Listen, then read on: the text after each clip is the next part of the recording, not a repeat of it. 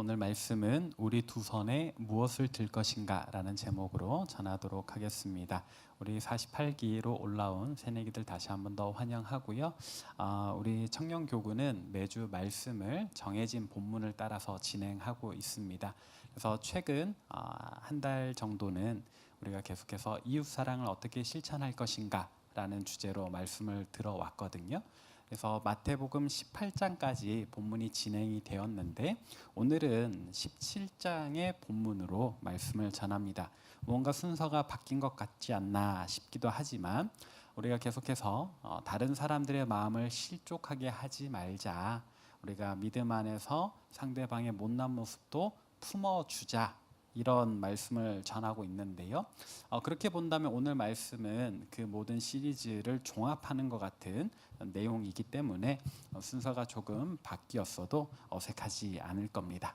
이제 본문 같이 자세히 살펴볼 텐데요. 먼저 오늘 본문의 첫 절인 마태복음 17장 24절 우리 함께 읽어봅시다. 시작. 가버나움에 이르니 반세겔 받는 자들이 베드로에게 나와 이르되 너의 선생은 반세겔을 내지 아니하느냐. 아멘. 여기 보니까 예수님께서는 예루살렘에 올라가시기 전에 마지막으로 갈릴리 선교 중심지였던 가버나움으로 왔습니다. 이 가버나움에는 아마도 베드로의 집 또 베드로의 장모님 집이 있었던 것 같아요. 예수님과 베드로가 오늘 베드로의 집에 잠깐 들르셨습니다. 그런데 원어 성경을 보니까 예수님이 베드로와 이 가버나움이라고 하는 동네에 들어오자마자 반세겔 받는 자들이 딱 앞을 막아 서는 겁니다. 그러면서 성전세 내시오라고 말을 했다라는 거예요. 여기에 나오는 이 반세겔 성전세의 금액입니다. 이 반세겔이란 성전세란 유대인들 나이 25부터 50 될 때까지 모든 유대인 남자들이 매년 한 번씩 내야 되는 세금입니다. 로마의 지배를 받고 있던 때에 로마가 부과하는 세금 말고 율법에 따라 모세 시대 때부터 유대인들이 자발적으로 내왔던 또 다른 종류의 세금이라고 할 수 있습니다. 이름이 성전세니까요. 성전의 유지 보수를 위해서 내는 비용입니다. 이걸 모든 유대인들, 유대 땅에 거하지 않더라도요, 다른 나라 머나먼 타국에서 지내는 유대인들이라도 성전을 생각하며 이 성전세는 기쁘게 냈습니다. 그럼 이 돈을 다 모아다가 성전을 보수하고 고치고 하는데 사용을 한단 말이죠. 일종의 유대인 회비라고 생각하셔도 좋습니다. 대부분의 유대인들이 이를 잘 지켰습니다. 왜냐하면 이들은 다시 이루어질 하나님 나라를 꿈꾸며 또 그 중심이 될 성전이니까 이 성전을 잘 고치려고 이렇게 애를 썼죠. 더군다나 이 성전세 처음 명해질 때 의미가 중요합니다. 출애굽기 3장 11절에서 16절에 보면 하나님께서 원래 애굽의 노예로 지내던 우리 조상을 출애굽 시켜 주시잖아요. 구원해 주시잖아요. 그 은혜에 감사하며 드리는 예물인 거예요. 그러니까 예수님 시대 때는 이게 더 중요한 의미입니다. 왜? 우리가 마치 과거 우리 조상들이 애굽의 지배를 받던 것처럼 오늘날 뭐의 지배를 받고 있어요? 로마의 지배를 받고 있잖아요. 여기서부터 다시 구원해 주시기를 바라고 꿈꾸는 소망으로 이 성전세를 또 내는 겁니다. 이렇게 보니까 이 예물 드림이 또 타당해 보이죠. 그래서 모이는 이 성전세 금액이 어느 정도 될까요? 해당 나이에 남성 1인당 반세겔, 우리가 쓰지 않는 화폐 단위니까 헷갈릴 수 있는데요.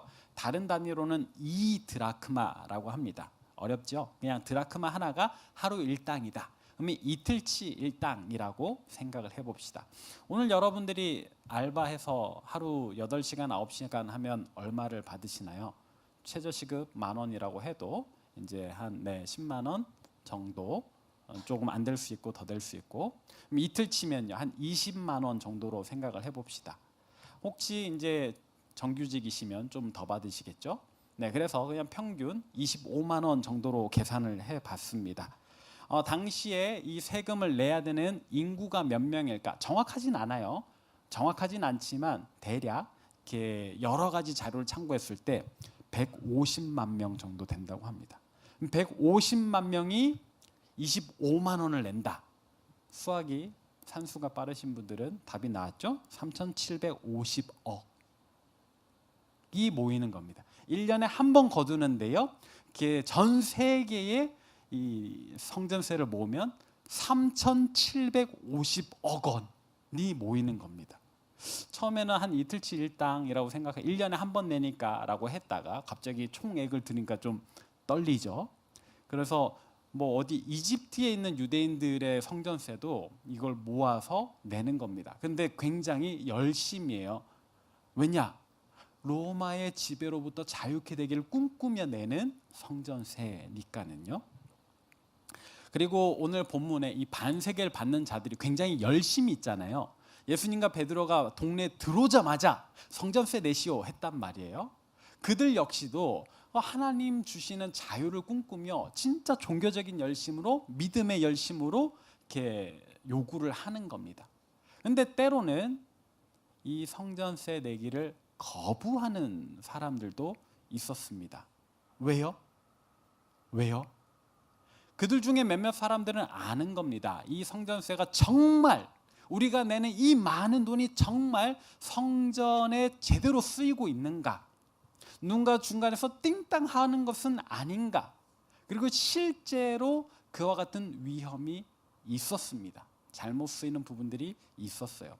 그래서 누군가는 나는 그렇게는 못 내겠습니다. 내 마음이 잘 쓰여야 되는데 중간에서 나쁜 놈들이 다 빼먹는 거 아닙니까? 내기 싫습니다 하는 사람들이 있었단 말이에요.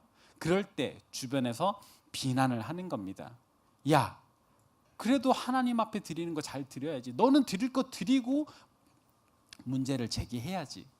넌 사실 그냥 싫은 거 아니야? 하나님 앞에 드리기 싫은 거 아니야? 라며 종교적인 또 도덕적인 비난을 가하는 겁니다. 이게 굉장히 어려운 지점이에요.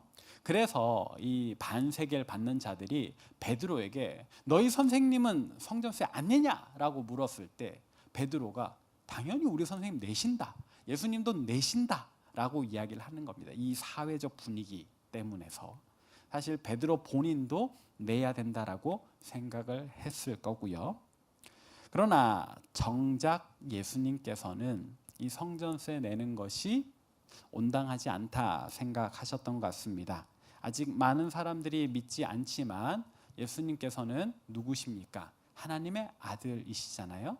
성삼일체 하나님 가운데 성자로서 과거에 출애굽 시켜주신 그 은혜의 하나님 한 축이란 말입니다. 그러면은 그 은혜에 감사하는 세금을 하나님 본인이 받으셔야 되는데 내는 상황이 되는 거죠. 그래서 개념적으로도 예수님께서는 스스로가 내는 것이 이게 불편하신 겁니다. 그래서 아까 아들들에게서 세를 받는 것이 옳으냐라는 질문을 했던 게 그런 내용입니다. 그리고 실제로 예수님께서도 이 성전세가 바르게 쓰이지 않는다라는 걸 알고 계셨습니다. 그래서 이 성전세 내는 거에 대해서 예수님은 좀 불편한 티를 내셨습니다. 그러나 예수님께서는 다음과 같이 말씀하시며 결국 성전세를 내시죠. 어떻게 말씀하셨습니까? 마태복음 17장 27절 같이 읽어봅시다. 시작. 그러나 우리가 그들이 실족하지 않게 하기 위하여 내가 바다에 가서 낚시를 던져 먼저 오르는 고기를 가져 입을 열면 돈 한 세겔을 얻을 것이니 가져다가 나와 너를 위하여 주라 하시니라. 아멘. 빨간색으로 표시를 해뒀습니다. 예수님께서 이 부당하다 생각되지만 순종하시는 이유가 뭐예요? 그들이 실족하지 않게 하기 위해. 여기서 이 실족하다라는 그 원어를 찾아보면은요, 이렇게 장애물로 막는다라는 뜻이 있어요. 제가 이렇게 저도 유튜브를 많이 보거든요. 유튜브 짤을 보다 보면 이렇게 우리나라 경찰들과 다르게 미국 경찰들은 되게 화끈하더라고요. 그래서 범죄자가 도망갈 때 우리나라 경찰들은 최대한 범죄자가 다치지 않도록 이렇게 곱게 막잖아요. 그런데 미국 경찰들은 그렇지 않더라고요. 차가 쌩 달리면 거기에다가 스파이크 달린 뭔가를 쫙 펴니까 차가 그 위를 딱 밟고 가면 타이어 다 터져버려요. 그래서 막 전복되기도 해요. 범죄자의 인권은 존중하지 않더라고.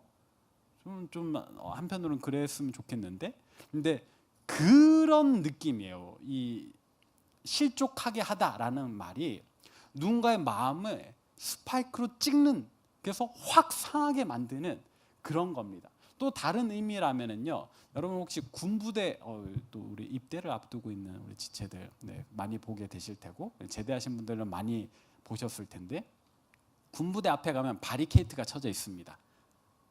그 무거운 철로 된 바리케이트들이 있어요. 그러면 차들이 돌진하다가 거기에 박으면 다 박살나요. 못 움직여요. 접근을 막는 겁니다. 이때 이 실족하게 하다라는 말이 그런 거예요. 누군가의 마음을 상하게 하는 겁니다. 누군가의 마음을 확 다치게 만드는 겁니다. 예수님께서 그게 싫으신 겁니다. 내가 성전세 안 내겠다고 고집 부릴 수 있지. 그렇지만 이게 누군가의 마음에 상처를 주게 되기 때문에 먼저는 그 열심히 성전세를 받으러 다니는 사람들, 이 사람들은 진짜 이걸 통해서 하나님께서 우리에게 또 다른 은혜 주시기를 바라고 소망하면서 일하는 거잖아요. 그 사람들 마음 다치게 하고 싶지 않은 거예요. 논리적으로는 내가 옳지, 내가 뭐 여러 가지 따지자면은 한도 끝도 없이 따질 수 있지. 하지만 그러지 않겠다. 그냥 순종하겠다라는 거. 또 그 사람들 외에 누군가의 마음도 상처를 받을 수 있어요. 나는 열심히 내는데 하나님의 아들이라는 사람이, 우리의 스승이라는 사람이 성전세를 내지 않아. 야, 이게 안 내도 되는 건가? 하는 마음이 든단 말이죠. 무언가 하나님 나라를 향한 그 열심에 찬물을 확 끼얹는 것 같은 그런 상황이 되는 게 예수님은 싫으신 겁니다. 여러 가지를 따질 수 있지만, 이거 가지고 내가 여러 사람 힘들게 할 수 있지만 그러지 않겠다.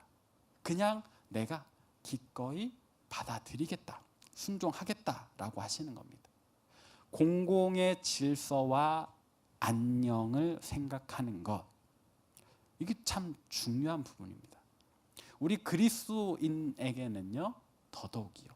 사실 교회를 다니지 않아도, 하나님을 믿지 않는 사람이라도 대한민국이라는 이 사회에서 법을 지키고 공공의 질서를 지키고 뭔가 선량하게 살고, 이건 너무 당연한 덕목이잖아요. 그런데 하나님을 믿는다 하는 우리가 공공의 질서를 어지럽힐 수 있을까?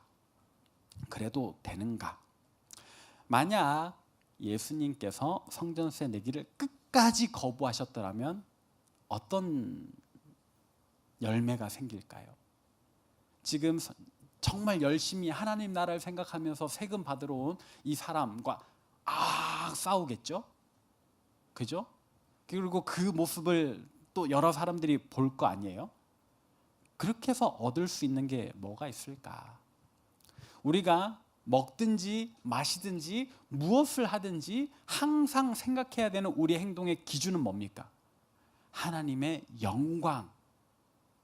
하나님께 영광 돌리는 일, 그게 우리 삶의 목적이어야 됩니다. 우리가 무언가를 먹는다, 무언가를 마신다 할 때에 그 모든 것에, 우리 그리스도인들은 그 모든 게 다 편지가 되는 거거든요. 세상 사람들에게. 그게 참 중요한 겁니다. 우리가 연예인들 최근에 뭐 이런저런 실수, 뭐 과거에 학창 시절에 나쁜 짓 했던 것들, 이런 게 왜 이슈가 됩니까? 그 사람들의 말과 행동이 다른 사람들에게 영향을 미치기 때문이잖아요. 그래서 공인이라고 말하잖아요. 근데 우리 그리스도인들 역시 마찬가지입니다. 공인입니다. 예수 믿는 사람은 어떻게 살아야 하는가를 다른 데서 사람들이 배우지 않아요. 예수 믿는 우리에게서 배운다. 그러면 우리의 말과 행동이 하나님 나라를 대표하는 거거든요. 우리 공인이에요. 그런 우리가 하나님의 영광을 위하지 않는다면 하나님은 어디로부터 영광 받으시는가를 생각해야 됩니다. 우리 또 이제 대학에 들어가시면 고등학교 때까지는 억눌렸던 모든 것들이 많이 열립니다. 특별히 음주의 문제, 마실 수 있죠. 네, 마신다고 지옥 가지 않습니다. 이러면 제가 이제 굉장히 위태로워지는데, 네, 이거는 그냥 제가 신앙적 양심으로 여러분들에게 설명을 해드리자면 마실 수 있습니다. 지옥 가지 않습니다. 다만 덕스럽지 않습니다. 네, 여러분들에게 주어진 그 자유를 어떻게 할까? 내가 그리스도인으로서 어떤 모습으로 살아야 할까를 늘 염두에 주시면 좋겠어요. 나는 성인이 되었어. 나는 마셔도 돼. 이거 해도 돼. 저거 해도 돼. 다 할 수 있습니다. 하지만 그게 과연 바람직할까? 나는 그리스도인이니까. 그리스도인에게 어울리지 않는 건 하지 않으면 좋겠다. 그래서 제가 언니 오빠들한테 미리 이야기를 했습니다. 정중영 목사님이 한다 했을 때 이상한 건 하지 마라. 여러분과 저는 목사고 성도라서 엄청 큰 간극이 있는 것 같죠? 아니에요. 저도 그리스도인이고 여러분도 그리스도인입니다. 제가 했을 때 이상하고 안 어울린 건 여러분들에게도 어울리지 않는다. 하지 마십시오. 그게 중요해요. 우리는 어떤 말을 하든지 간에, 무엇을 먹고 마시든지 간에, 뭘 행하든지 간에 항상 하나님의 영광을 위하여 해야 된다. 그런데 이러다 보니까는요, 지극히 편협한 사고로 빠지기도 합니다. 교회 다니는 쪽, 교회에게 유익이 되는 쪽, 그런 식으로 내 사람만 중요하고 내 집만 중요하고, 이게 또 하나의 집단이 돼가지고요, 나랑 같은 교회 다니는 사람, 우리 교회 이렇게만 또 중요할 수 있습니다. 그러나 그런 이기주의 또 우리 그리스도인들에게 어울리지 않습니다. 예수님께서는요, 이 성전세 받는 사람, 사실 그 유대인 회당 시스템에서 제일 밑에 있는 사람이거든요. 이 사람과 싸운다고 내가 더 하나님의 아들 되고 이런 게 아니란 걸 아시는 거예요. 그래서 굳이 그 사람과 싸우지 않는 겁니다. 그렇다고 해서 예수님께서 그 회당 시스템에 굴복하셨는가? 그냥 힘이 없으신가? 아니요. 정작 그 3,750억이나 되는 그 많은 성전세를 가지고 예루살렘 성전에 가보면은요, 그게 바르게 쓰이지 않는 경우가 많다 그랬잖아요. 그 성전에서 장사하는 사람들이 있었어요. 하나님 앞에 예배 드릴 때 그 당시는 제물을 이렇게 각을 뜨고 제사를 드려야 됐는데, 이게 흠없는 걸 드려야 되다 보니까 사람들이 자기 집에서 제물 가지고 오는 게 쉽지 않단 말이죠. 그래서 성전에서 흠없는 제물 파는 사람들이 있었습니다. 원래 염소가 한 50만 원이라면 거기서 사면은 200만 원으로, 원래 송아지 한 마리가 한 400만 원이라면 거기선 1000만 원으로, 너무 비싼 부당이득. 그리고 성전 안에서는 이렇게 또 드리는 동전, 이걸 다른 동전을 만드는 거예요. 그래서 당시 화폐 말고 그럼 또 돈을 바꿔야 되죠. 거기에 환율을 조작을 하는 겁니다. 이렇게 해서 부당이득을 취하던 장사치들이 있는데, 이 장사치들은 엄밀히 말하면 성전에서 일하는 사람이 아니죠. 그들의 직장이 성전 안에 있지만 성전을 위한 사람들이 아닌데, 이 사람들이 아까 말했던 성전세로 월급도 받고 먹는 밥값도 청구하고, 그들이 장사한다고 필요한 책상, 수납장, 이렇게 재물을 가두어 놓는 우리, 이런 걸 다 그 성전세로 마련을 하는 겁니다. 정말 하나님 나라를 생각하며 예루살렘 성전을 위해 드린 그 세금으로 엉뚱한 사람들이 유익을 누리고 있다. 이걸 보니까 예수님께서 성전에서는요, 뭘 해요? 끈으로 채찍을 만들어 가지고 그 사람들 상 다 엎어버리고 쫓아내는 겁니다. 아니, 이 성전세 받아가던 그 말단 회원에게는 예수님 아무 말도 안 해요. 그 사람에게는 화를 낼 필요가 없거든요. 그 사람은 분노의 대상이 아니란 걸 예수님 아시는 겁니다. 그런데 이 성전세 받아서 자기 배 불리고 자기 장사를 하는 사람들에게는 분노를 표출하시는 겁니다. 이들은 잘못됐기 때문에 이런 지혜가 또 우리에게 필요하다. 하나님의 영광을 위하여 사는 우리가 어떻게 하나님의 영광을 나타낼까 하는 지혜를 우리는 발휘할 수 있어야 됩니다. 사실요, 그리스도인으로 산다는 건 되게 복잡한 인생이에요. 여러분들은 그 복잡한 인생을 선택하신 겁니다. 근데 잘 하셨어요? 하나님 여러분들 창조하신 그 목적에 맞게 오셨으니까요. 대신에 정말 지혜롭게 살길 바랍니다. 나의 말이, 나의 행동이 어떻게 하나님께 영광이 될까를 늘 염두에 둬야 됩니다. 정중영 목사님은 욕을 할까요, 안 할까요? 이런 질문을 던져봅니다. 저도요, 이렇게 원래 모든 남자가 그래요. 운전을 하다 보면 화가 날 때가 있어요. 이렇게 속에서 끓어오르는 무언가가 탁 이렇게 걸릴 때가 있어요. 그런데 저는 안 하려고 노력을 합니다. 물론 연약하기 때문에 저도 모르게 아이씨까지는 할 때가 있어요. 하지만 그 다음 말은 뱉지 않을 거예요. 누구와 있든 제가 제 아내랑 있을 때는요, 너무 솔직한 표현을 할 수 있잖아요. 그래도 하지 않으려고 해요. 안 해요. 힘줘서 제 입을 막아요. 그냥 혼자 있을 때도 그러지 않으려고 하고요. 여러분들이 누군가와 함께 있다면 여러분들의 언행을 잘 감독하시기 바랍니다. 이게 되게 중요한 문제예요. 왜냐하면 세상에서는요, 이렇게 교회 다니는 사람들의 언행이 이제는 뉴스에도 나오거든요. 왜요? 교회 다니는 사람들은 안 그럴 줄 알았는데 그러니까 가십거리가 되는 거예요.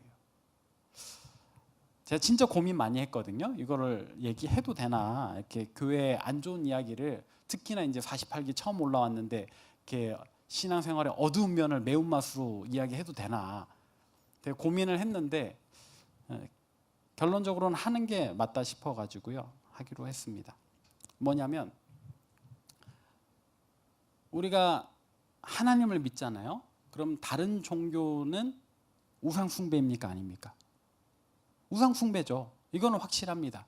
그러면 우리가 다른 사찰에 들어가서 함께 통성 기도로 하나님, 이 멸망의 터에 성령의 비를 내려주셔서 저 모든 우상을 타파해 주시고 이렇게 기도해도 됩니까, 안 됩니까? 이제 실제로 이런 일이 있었기 때문에요. 네. 근데 이게 그들이 뭐 나쁜 마음 아닙니다. 진짜 하나님을 향한 어떤 간절한 마음을 가지고 이렇게 서울에 있는 어떤 사찰 경내에 들어가서 이제 승려들에게 마귀야 떠나가라 외치고 이렇게 했죠. 너무 이제 순전한 믿음이라고 생각하지만 지혜롭지는 않았다라고 평가하고 싶습니다. 왜요? 그들의 마음에 그 마귀야 떠나가라라는 말을 들은 승려의 마음은 일단 상처를 받잖아요. 실족하게 되죠. 그리고 이게 뉴스를 타요. 많은 사람들이 이 몰상식한 행동이라면서 비판을 해요. 너무 많은 사람들의 마음에 걸림이 돼요. 오히려 중들에게, 승려들에게 마귀야라고 할 것이 아니라 우리가 해야 됐던 말은 무엇일까? 하나님께서 당신을 사랑하십니다. 일 것 같아요. 그것도 이렇게 직접 하는 것이 아니라 중보하는 마음으로 그냥 잠잠히 기도를, 꼭 그 경내에 들어가서 소리 지르며 기도했어야 했을까? 우리가 정말 애틋한 마음으로 사랑의 손을 내밀어 중보할 수는 없었을까? 이런 생각을 해봅니다. 최근에 이제 종지부가 난 사건이 하나 있습니다. 서울의 한 재개발 구역에 교회가 하나 있습니다. 엄청난 보상금을 받고 싶었습니다. 그래서 이 문제로 17년을 끌어왔습니다. 실제 그 교회에 서울시가 책정한 보상금은 80억 원 정도인데요. 그 교회가 요구했던 것은 680억 원이었습니다. 580억 원이었나? 너무 커가지고. 근데 이게 지지부진하다가 결국에는 어떻게 됐냐면 그 교회 부지는 재개발해서 빼기로 결정이 났습니다. 자, 이제 그 동네는 세련되게 정돈이 되겠죠. 그 교회는요, 흉물스럽게 자리할 겁니다. 이제 공사가 다 끝나고 나면 너무나도 아름다운 도시 한켠에 자리할 그 흉측한 교회를 보며 어느 누가 하나님의 영광을 생각할까요? 물론 이제 재개발되면 교회가 이사를 가야죠. 건물을 새로 짓고 이렇게 들어가는데 비용이 많이 들겠죠. 적절한 보상금은 필요합니다. 그러나 과한 욕심, 누구도 납득할 수 없는 요구, 세상이 끊어내는 겁니다. 과연 교회가 그래도 될까? 이제 너무 이렇게 매운맛 이야기를 들었으니까 또 교회의 좋은 이야기를 나눠 볼까요? 우리는요, 작게 보면 내 가족, 또 내 학교, 내 친구, 내 교회 구성원이지만 이걸 좀 크게 확대를 해볼까요? 우리는 또 어디의 구성원입니까?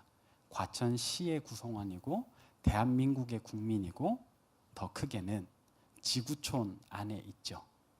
내가 속한 공동체만 중요하다라고 하기엔 우리는 너무나도 거대한 그룹의 구성원입니다.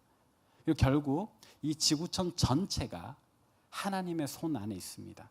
하나님께서 저와 여러분의 삶을 창조하시고 다스리시고 인도하시듯 이 지구촌 전체가 하나님의 손 안에 하나님의 사랑으로 이끌어져 가고 있거든요.